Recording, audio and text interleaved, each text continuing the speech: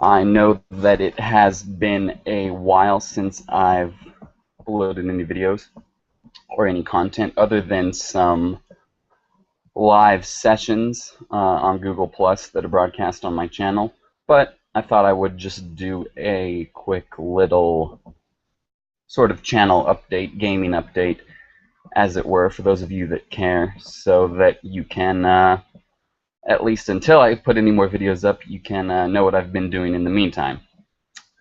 And the last video I filmed was a review for Werewolf the Forsaken. That was about a 17-minute review, and on my current internet connection, that takes quite a while to upload onto YouTube and everything, and I kept trying to do it, and it kept failing. Every time the upload would work, but then it wouldn't process, and I tried about 8 or 9 times, and I got quite frustrated, so I didn't write off making videos or anything like that, but I was a bit discouraged after that. Additionally, my band has been in the process of putting out an EP, so mixing and recording and putting money into it and getting money to put into it, it was all taking quite a bit of time and energy and quite stressful, really. But now that the recording and mixing is done, we're waiting for the graphics for the inlay for the actual physical copies and what have you, so that that has been taking up quite a bit of my time and energy lately in my free time. But I have been playing in games, as I'm sure some of you may have seen online. Sure, and that's where I suppose there's places I need to start. Online games, well, the Changeling the Lost game, which was originally a one-off, maybe a two-parter that I had planned, turned into 4 sessions, and that has ended. That's had its run. That was quite enjoyable. The role playing of Tim and Sebastian was well, it was great, immaculate even. It was maybe the easiest game I've ever had to run, just because the players were so good, so on top of it, and they made it really easy for me and really fun. So that was good. That's wrapped up. What else? Well, I've been playing in Ginny Green's campaign. You can catch it over on the Red Dice Diaries. He's broadcasting the majority of the sessions that we've had thus far. And the system is Advanced Fighting Fantasy system and setting, and I am completely new to it. I, in fact, don't have the PDFs. Well, I have the quick start, but I don't have the PDF. I don't have the hard copy of the book. So it's new for me, and it's quite fun. I don't have a lot of experience doing fantasy in general, so it's also new to me on that level. I'm playing an elven pirate, as it were, an elf of the sea, the fop of the sea. He dresses immaculately, and those sessions are proving quite enjoyable. Thanks to Ginny Green for running that, and for Tashif and Ronnie and John. You guys are all great players. Michael as well. I'm having a lot of fun in that. Again, it's another game where it's fun to just not even necessarily role play or be involved all the time, but I could just sit back for an hour and a half, and my character's not in a few scenes, but that's fine because it's totally entertaining to sit there and watch these other great players do work their magic, as it were. So that's pretty fun. What else? Tim Harper has invited me to play in his Wars game, the audio only over Skype, which he also puts up on his YouTube channel. Thus far, I've unfortunately only been able to make 1 session, which is really a bummer because I really like listening to the sessions that they've done thus far. It's quite a good listen, and I don't have a lot of familiarity or experience with sci-fi, so it's definitely new ground there for me. And they're playing in a very story-driven, very collaborative, very free-form, rules-light style, which I like. Unfortunately, it's on Saturdays, and Saturdays late morning my time, and Saturdays inevitably tend to be the busiest day of my week every single week. So it's quite hard for me to make those games, but I've been able to make one. Hopefully I'll be able to make a handful more in the future before it ends. And as far as the games I'm running, I am of course running the Mutant Epoch. Favored Remnant is the name of the campaign here on Google Plus, broadcasting it on my YouTube. That is progressing pretty well.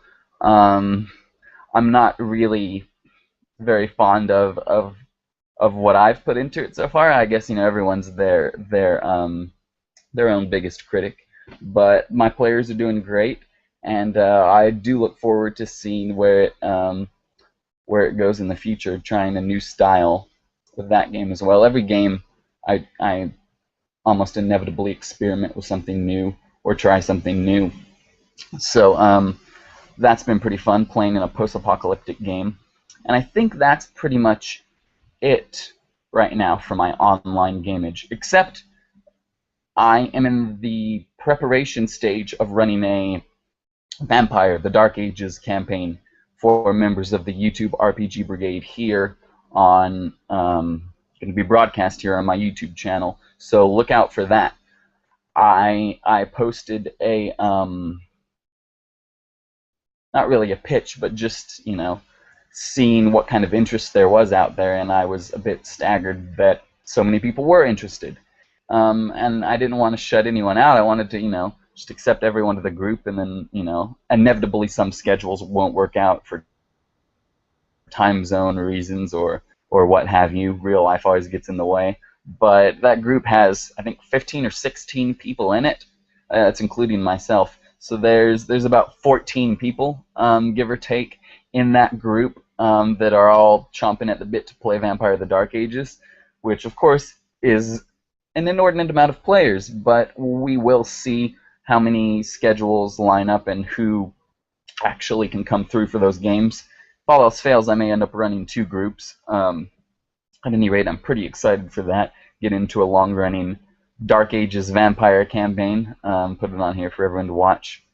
Should be pretty fun. So that is it for my online gaming for now. I've got some other ideas brewing in my cauldron here, but for now that's about it. As far as face-to-face playing, well, I was playing Shadowrun 5th edition, which you can see behind me right here. It was quite enjoyable. We got through about a half dozen sessions, and unfortunately, not necessarily the main character, but by far the favorite character of everyone in the group, not just me. The group's favorite character went bye-bye because my friend Sean McTaggart. Sean, if you're watching this, what's up, man? How's it going? My friend Sean McTaggart moved out to the Grand Canyon, so he's no longer with us here in California, at least not for now. Well, let me specify there. He's not just living in the Grand Canyon, taking acid, purifying water, and talking to crows. He got a job at a resort of sorts, I believe, at the Grand Canyon. So should be pretty interesting for him. I'm sure that I will cross paths with him one day. Hopefully, he will get a laptop and a decent internet connection, and we can do some online gaming. That would be pretty awesome. But yes, Sean had the character of Tonga. Tonga was an orc, and a massive hulkish orc at that. And I'm not going to go into the Shadowrun, the whole setting. It's quite in depth for those of you not familiar with it. But suffice it to say, it's a fantasy setting, it's a sci-fi fantasy setting, set in like an alternative Earth, sort of. And he was this massive orc who had a Gatling gun for an arm. Like, one of his arms was it was done before game, and I don't know if we ever really specified, but I don't know if it was lost in combat or he opted for it, but one of his arms had been, removed, and replaced with a Gatling gun, and a massive Gatling gun at that, because he was an orc that stands like 7.5 feet tall. So he was quite an intimidating character. And then in the third session, he got his hand bit off by a cybernetic saber-toothed cat. So that was pretty interesting. And then he got that hand replaced with with of course a cybernetic hand, and he of course does Budo with that hand, because what else, I guess, is an orc with a Gatling gun for an arm gonna do? So that was pretty.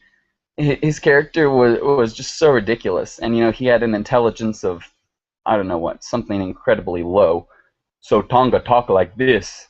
Literally, that's how he talked. So he was, the most easily duped and easily influenced and manipulated character in the history of characters ever. But it was genuine. It wasn't corny. And Sean exhibited great role playing in that he, most of the time, there weren't even roles made to get one over on this dumb orc. But he always went with it. And there were quite a few. Just seeing this massive orc with a Gatling gun for an arm in various social situations was just awesome. Not even necessarily high stakes social situations, but just any. For example, if he's in a rough, I believe it was called the Rubble Bucket is what I called it. It was sort of a a rough and tumble bar in the sort of ghetto district of Seattle. And there's a lot of people there. They see this guy, they're going to want to pick a fight with him or not make eye contact with him. But if you pick a fight with him, he's going to lay you down. That's just how it's going to be, because it's Tonga. So there's that. And then when you go in the white collar, like the predominantly human, maybe a bit of elf, those sorts of neighborhoods, people are like, whoa, you're not going to come into our soiree. You've got a Gatling gun for an arm. I mean, no offense, but that's not going to fly. Additionally, you're an orc, so we are racist against you for that. But mostly, you have a Gatling gun for an arm. What the hell? I mean, even in the Shadowrun universe, that's not exactly commonplace or normal. So there was that. What else? What else did he do? There was all sorts of stuff. He had a sort of a romantic love interest with a Native American troll, who was also dumb as a bag of rocks, and of course even bigger and thicker than he was. So there was quite a bit of comedy that came out of that. Yeah, he was just a great character. Oh, that's what it was. I was trying to remember. The best one was on their way to a corporate building. It is Shadowrun. It's a future where pop-ups, holograms and ads and things come at you all the time. In real life, in augmented reality, as it were. Much like in Back to the Future, the shark that comes down and it's just a hologram. Things like that happen in Shadowrun all the time, especially if you're not a tech-savvy character. You're going to get hit with spam a lot. So on their way into this corporate building, not to fight or anything, it was a public place, but on their way into this corporate building, crossing the street in the crosswalk, Tonga got hit, or maybe the whole party, but they got hit with an advertisement. And one of them, maybe even the only one, I don't remember, but one of them was an advertisement for a hot dog stand around the corner. And immediately, I don't remember what it was, come down to PD's hot dog stand, get your New York hot dogs, your Chicago hot dogs, any kind of hot dogs you want, something like that. And immediately, Tonga just 180s, turns around and head towards the hot dog stand, and it was just great, it was just role playing, and everyone else is like, well, I want to role play through that. I want to go with him. I'm just going to go in the corporate building. It'll probably be easier for us if we don't have the character with an intelligence of 2 and a Gatling gun for an arm with us. It may make things easier. So, he went off to get his hot dogs. Tonga need hot dog. And then, and that scene wasn't role played through. It was just, okay, you go to get your hot dog. So then the narrative followed the other party into the building. And then I came back to Tonga. Tonga, of course, had his hot dogs.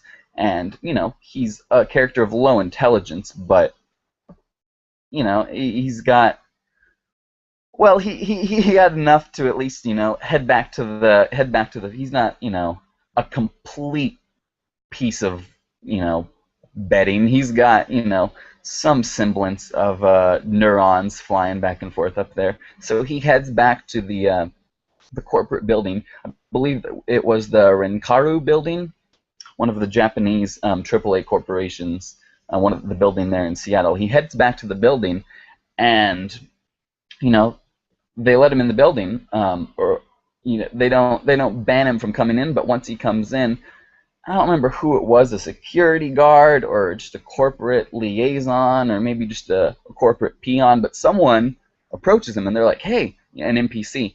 And, he's just wandering around, kind of looking for his friends, a lollygag, and some NPC approaches him and is like, hey, we could use a guy like you. I assume. Well, that's what he said. Excuse me. That's right. He's all, oh, you're, come with me. You're here for the job fair, right? I was like, Tonka, come. Of course he's going to come. He has nothing else to do. And, characters with low intelligence tend to take orders really well for the most part. That's one arguably good thing, possibly good thing that can be said for them. So he follows this guy into the building onto a floor, and then there's just a inside the building. There's just a long line around all these cubicles and stuff of just orcs and trolls and all these heavies.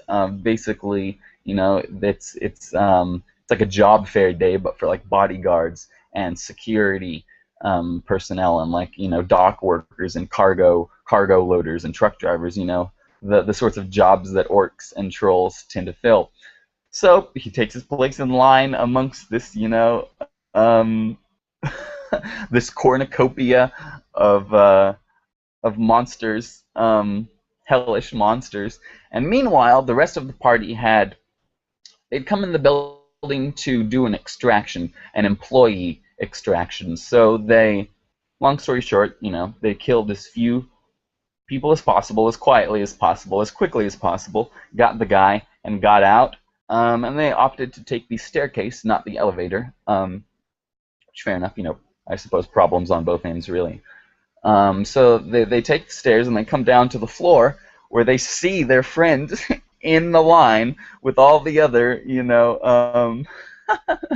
miscreants and ragtags and socially inept people. They see him, they're like, what are you doing? And he's like, Tonka, get job. And they're like, no, we have a job. That's what we're here for. Let's bounce. And he's like, okay. And he just, all the other orcs and trolls are just watching, apathetically or perhaps with a bit of piqued interest. But, they're just like standing watching all these people rush through here, this ragtag party of shadow runners, grab their friend, go through, and then, they're followed by all the security personnel, of course, because they'd been set off by that point in time. So it was quite an action-packed scene, an action-packed session, and also really funny.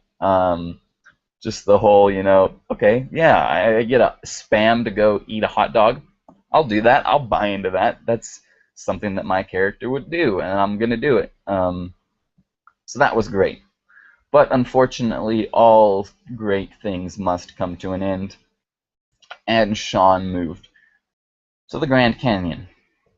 Now, could the sessions continue? Yes. I was running them in a very episodic fashion, where it was building up to the main story. You weren't going to know the main plot or the main story until 7 or 8, maybe even 9 sessions in.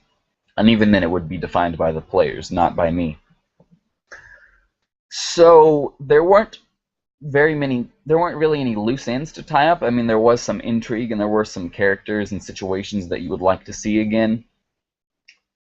But there wasn't anything that was left too open-ended to end the Shadowrun campaign where we did. But we could have got a lot more mileage out of the rest of these characters, PCs, the rest of these NPCs.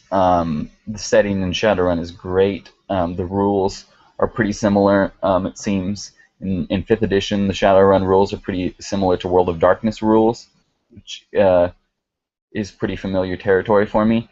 So we could still get a lot of mileage out of the game, but Tonga just there were other good characters in the game. There was Bradley Pinkbeard. He was an elf who also had no technical skills. So he had the Pinkbeard virus. It's a virus that puts a pink beard on you in in VR, in virtual reality, or maybe it's augmented reality. I don't remember. But like, you aren't aware that you have this pink beard, but tech people, or people that are like plugged into the Matrix, or have some sort of optical device that allows them to see that you have this pink beard, which makes you look like a fool, and also shows that you have a virus, and that you are probably not very adept on the interwebs. So there was that. He was an elf, a Sprawlganger elf, which is a great racial and profession combo, or if you want to call a Sprawlganger a profession, more of a lifestyle choice, I guess. But that was, there were other great characters in there. Of course, we had our mindless street samurai, as many Shadowrun campaigns probably do. But Tonga was really a great character, and of course we knew that Sean was leaving at least 3 or 4 sessions before, about a month and a half before he actually left. We knew that that was probably going to happen. And there's a saying that we used to use in sketch comedy, that sometimes you got to let your babies die. Sometimes the things that you really like, maybe even the thing that you like the most about any given, creation or artistic endeavor of yours, sometimes you have to let those die. Sometimes they don't. Sometimes a person moves away. Sometimes a story element or a character won't mold or won't mesh well with the rest of the game or with the rest of the party. And sometimes it's like that I can define that, as my absolute favorite thing in the context of whatever it is, the song or a game or a movie, but I can't have it here. It doesn't make sense. It's a house of cards. If I have that in there, everything else is going to come crashing down. If you have this stone on the top of your house of cards, unless it's a really well-constructed house of cards, it's going to fall down. So sometimes you got to let your babies die. And I know that, but it doesn't mean that it's easy. And I mean, Tonga had gotten to the point that we even joked about it. We're like, let's just set aside all the other PCs and just sit here around the table and think of situations and upgrades for this character, and things that he can do, because he was such a great character, and he didn't overshadow the other characters, not at all, because Sean's not an attention whore. And the character's not a social character, and he doesn't have intelligence, and he knows that. At least I think he's a little bit aware of that. So he doesn't thrust himself into constant role-playing situations, or constantly pipe up, or try to steal the spotlight. So he didn't overshadow the group. There were plenty of other good scenes in the campaign, but he's such a good character that, again, I was just kind of discouraged and disheartened. Well, I don't know if I was discouraged as much as my interest had sort of waned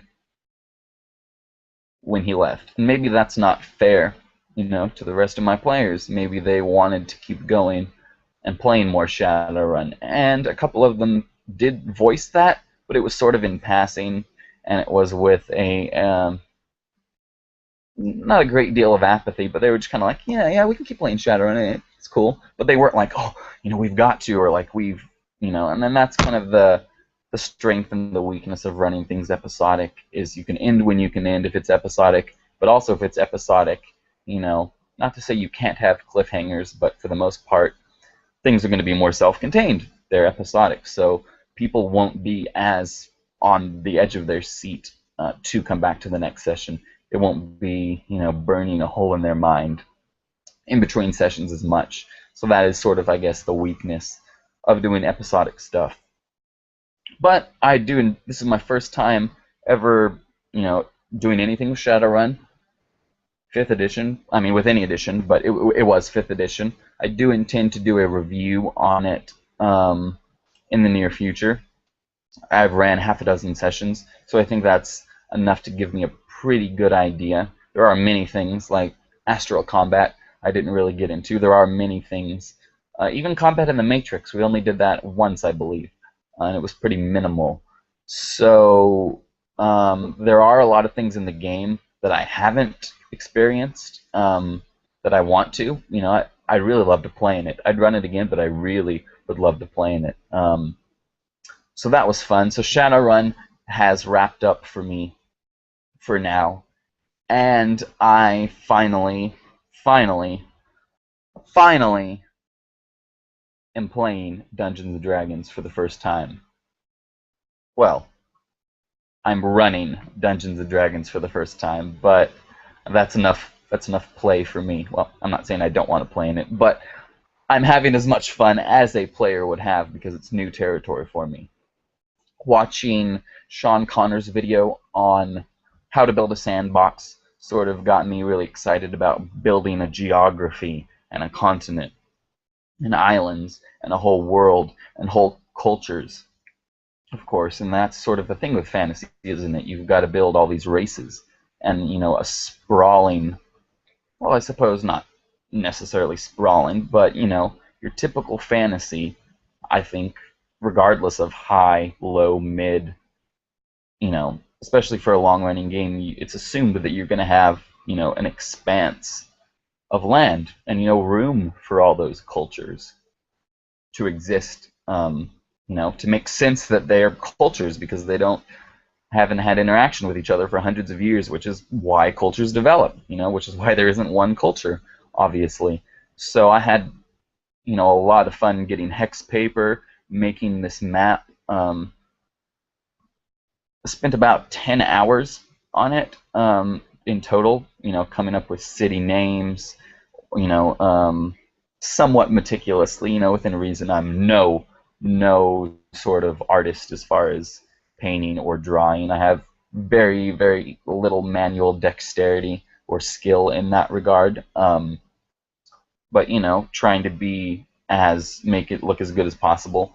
Making this map really got me thinking about, I sort of just let the geography define what races lived where and what they were, possibly like, starting the nebulous ideas of what the hobbits are like and what the orcs are like and what makes an orc different from a troll and different from a goblin, different from a bugbear and different from a hobgoblin.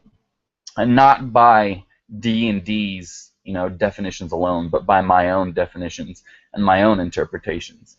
And, it's pretty fun. I think in a sense I may have done a service to myself by not attempting to do a long-running fantasy campaign too early on in my role-playing career, because it is fairly demanding. Which is funny because fantasy is we view that as the vanilla. That's where role-playing started. When you say role-playing games, people are like, well, what's that? Oh, well, like Dungeons and Dragons. Oh, well, okay, well, we know what that is. So that sort of defines all of role-playing games, at least to the to the outsider, to the third party. So it's very strange. I know that I'm 24 years old. I've been role-playing since I was about 16, 15, and this is my first time ever even having a modicum of interest in Dungeons and Dragons. But to do the fantasy, it's a lot of work. It's a lot of prep, and it's not it's fun prep. It's fun work. I enjoy it. That's why I do it. But it's a lot, and it could be pretty overwhelming, and I think would be overwhelming for a lot of starting GMs. And again, you don't need to create a sprawling multiverse for your very first session as a GM, or even in your first year or a few years. But I've gotten to the point where I feel like I'm ready to do that, where it's new territory for me, it's fun, and I feel like it's a true sandbox and a new level of sandbox for me, because much like Sean talks about in his video. I highly recommend checking it out. I'm sure most of you have. But he talks about that, and it's